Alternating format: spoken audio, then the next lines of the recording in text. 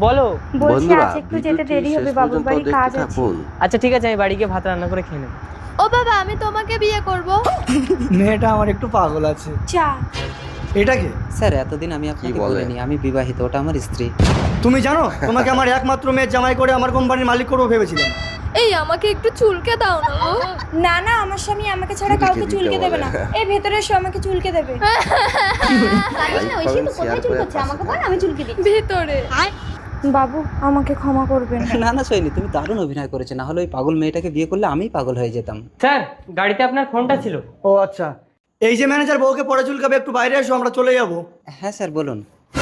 স্বামী, মানে? সৈনী, তুমি এই বাড়িতে কাজ করো? বিশ্বাস করো স্বামী, বাবু ওই পাগল মেয়েটাকে বিয়ে করবে না বলে আমাকে বউয়ের অভিনয় করতে বলেছিল। আরে দূর পাগলি, আমি তোমাকে বিশ্বাস করি। জলদি যাও, হিরোইন মামা ঠাটপাট করো। পাগল হয়ে যাব আমি, পাগল হয়ে যাব।